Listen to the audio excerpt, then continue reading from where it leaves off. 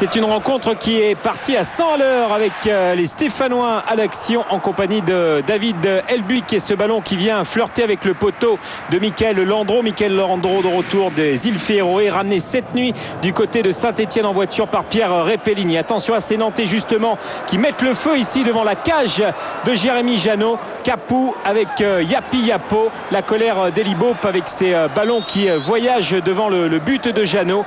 La colère, c'est vrai, parce qu'il y a quelques boulevards pour ces Nantais absolument intenables, à l'image de Frédéric Darocha qui perfore la défense et ce ballon en retrait, l'arme fatale, et Capou qui se loupe un petit peu, mais ce ballon encore vient mourir au pied du poteau de la cage des Stéphanois. Jérémy Janot était en colère, un petit peu d'attentisme derrière avec la touche de Yapi Yapo, Darocha, il y a Bagayoko et surtout Garrigo qui a bien failli aller tromper l'Espagnol, son propre gardien.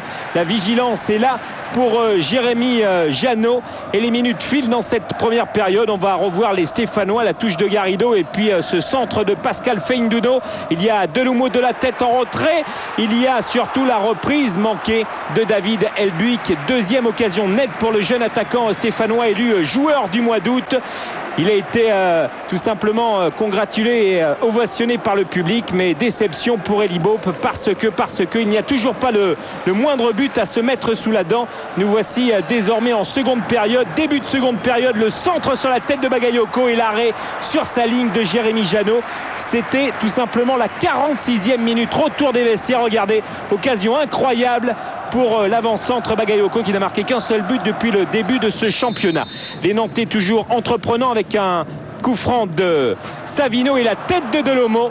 Impérial Delomo aussi bien en défense qu'en attaque, mais la transversale vient sauver ici les Stéphanois qui en l'espace de 5 minutes ont bien failli voir ce match basculer. Basculer également dans ce choc avec Sablé et Darocha sonné, victime d'un traumatisme crânien, plus de peur que de mal. Il va récupérer, mais il est à l'hôpital pour l'instant pour des petits examens complémentaires, mais croyez-moi, ça va mieux pour Frédéric Darocha. Les Nantais dans tout ça n'en perdent pas le jeu, mais la pluie est bien présente. L'orage gronde sur Saint-Etienne, l'orage gronde, c'est électrique sur la pelouse en fin de rencontre avec des très très belles occasions comme ici.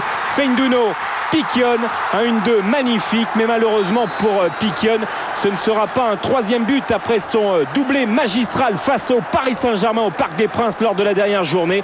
Ce sera même l'ultime occasion de cette rencontre et on va se quitter sur ce très bon 0-0 d'un côté comme de l'autre. Déception pour les Verts qui n'ont toujours pas gagné et pour les Nantais également, mais satisfaction pour les Nantais. Michael Landreau l'a confié ce soir, on n'a pas encaissé de but, c'est la première fois cette saison, championnat, coupe intertoto confondus. C'est vrai aussi des Stéphanois qui avaient toujours au moins concédé un but lors de leur sortie cette saison. Philippe Jeunet a raison de le souligner. Nantes qui réussit bien à Saint-Etienne, Nantes qui ne s'y est pas incliné lors de ses 6 dernières sorties.